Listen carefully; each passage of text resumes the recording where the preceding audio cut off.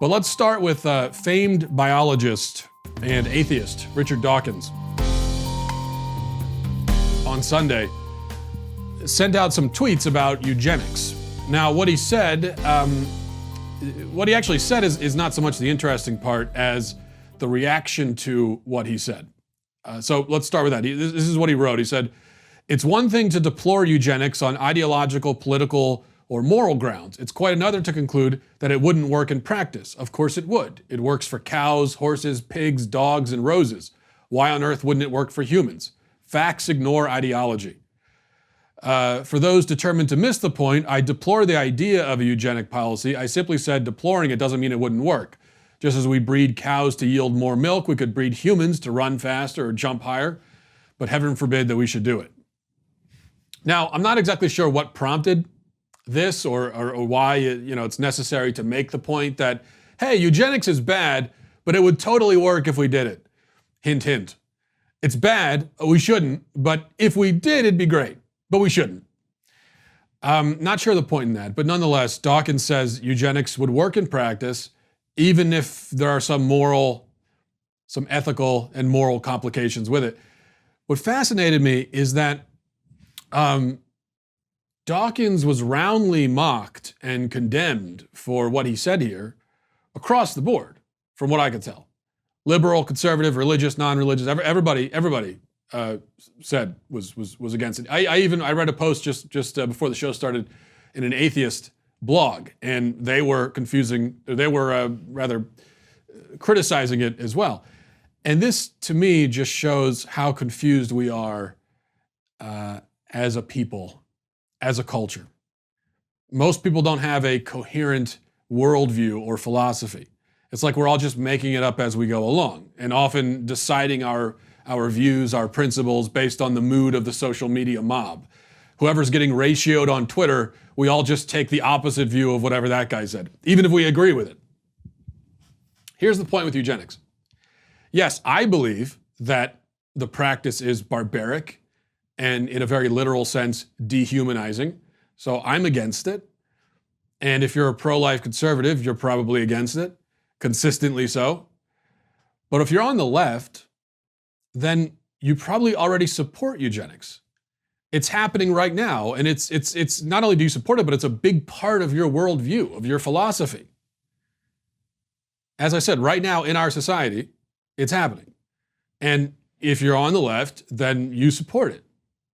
So you have no reason to take issue with anything that Dawkins said. Planned Parenthood was, first of all, founded by one of the most vocal eugenic advocates of the 20th century, Margaret Sanger. And if you think that all of the eugenic stuff died with her back 50 years ago, you're wrong. In fact, it's almost the opposite. Arguably, it didn't even start until she was dead. She was gone. It wasn't until 5 or 6 years after she died that Planned Parenthood even started killing babies, started performing abortions. Margaret Sanger was actually relatively opposed to abortion, in many cases anyway. So when you read the horrible things she said, and she said a lot of horrible stuff, but remember that she was more ethical, more moral than the people who run Planned Parenthood today. Even though she was a eugenicist and a very morally deranged person in many ways, she would probably be horrified by what her own organization is doing now, which tells you a lot about her organization.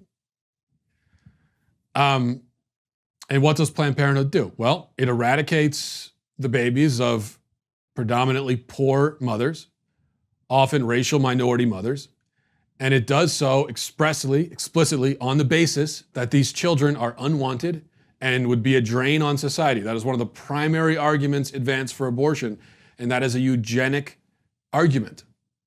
That is a eugenicist argument. They're unwanted, strains on society, so we got to get rid of them. Here's an even clearer example. Down syndrome. In Europe, over 90% of Down syndrome babies are aborted. 90%. In some European countries, that number is basically 100%. They've all but eradicated, quote unquote, the condition in many European countries by killing everybody with it. That's eugenics. What about this country? Here it's about 70 to 75% of Down syndrome babies that are killed. Again, that's eugenics. So if you've got a problem with eugenics, you should have a problem with this. If you don't have a problem with this, then at least admit that you're a supporter of eugenics. You see, we'll never, this is why I'm always going on about intellectual consistency and honesty, because we're never going to be able to communicate with each other or understand each other or get anywhere in any of our arguments about things if we're not beginning from a place of honesty and intellectual consistency. We have to be honest about what we believe and what we want and what we value and prioritize, because there's so much bad faith arguing, so much confusion, so much internal inconsistency, where you have, just as one example, people who defend Planned Parenthood's eugenicist agenda and yet at the same time attack a guy who says that eugenics works, who's on their side, because they're not being honest with themselves about what they believe. Hey, you, you right there. Hit the subscribe button right now. Do it right now. I thank you for your compliance. It's somewhat appreciated.